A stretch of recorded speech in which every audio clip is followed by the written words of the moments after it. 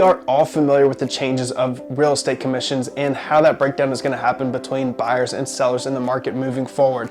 Now, what I want to do is actually break down different ways to get this handled. Now, let's touch on why listen to me. So I run the mortgage firm here in New Orleans, in Metairie, and been doing this for over half a decade. Now, we see these numbers, we see these scenarios, these situations literally on a daily basis. So what I want to do is actually break down the numbers. If I've ever learned anything in our market, it's two things. It's one, that if it looks too good to be true, well, it probably is. And two, numbers never lie. So let's break down the numbers. Let's go through some options, go through some scenarios, and see what these look like. So what I have here is we're breaking down a $600,000 purchase in Metairie market. This is with Metairie numbers. And what we have, loan amounts at $480,000, so that's a 20% down payment. Interest rate 6.99, APR 7.164, 30-year mortgage, okay, 30-year fixed rate. The monthly payment in this scenario, 20% down, you're looking at $4,264 a month. So that's total monthly payments, insurance, property taxes, the whole gambit. Their cash to close here to buy this $600,000 house is $142,305. So what we want to look at here is, well, if the seller is not offering buyer's agent commissions, what do we see? What do we look at? So, well, we have same scenario, $600,000 purchase, 20% down, 30-year fixed rate mortgage. And what you'll see, monthly payments staying the same, $4,264, because nothing is changing with the loan itself. In this scenario, all we would have is best case, buyer brings that cash to close, adds it into their closing cost, if you want to call it that, and it brings $160,305 to closing. So that's $18,000 over the original offer, right? So that's $18,000, that's a 3% commission. Next is, well, what if we take this and we actually build this 3% commission into the purchase itself, right? That would make sense. What we see is now offer price, sales price on the house is gonna be $618,000. 18,000 is 3% of 600. So new sales price, that means with 20% down, the loan amount is gonna be going up to $494,400. Protecting the rate there, 6.99, 30-year fixed rate mortgage.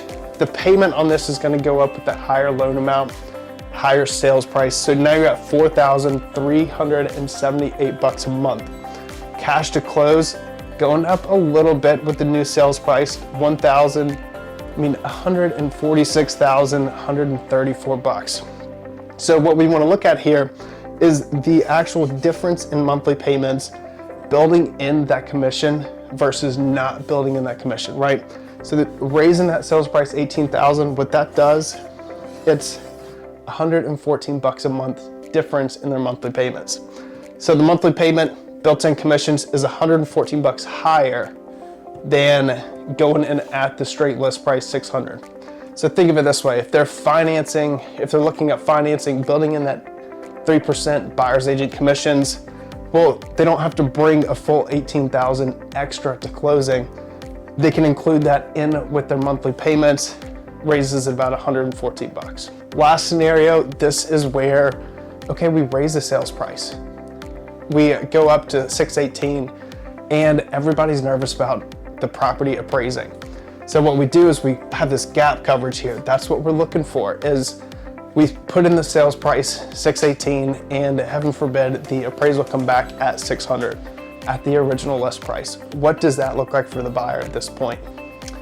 So sales price are going back to $600. We're gonna keep that loan amount the same here as what we had with the built-in commissions, protecting that rate again, 6.99. APR is gonna go up a tad, 30-year fixed rate mortgage. What you'll see, we're keeping the monthly payment the exact same, okay? As if we were to have built in that commission and property would have appraised. This is key.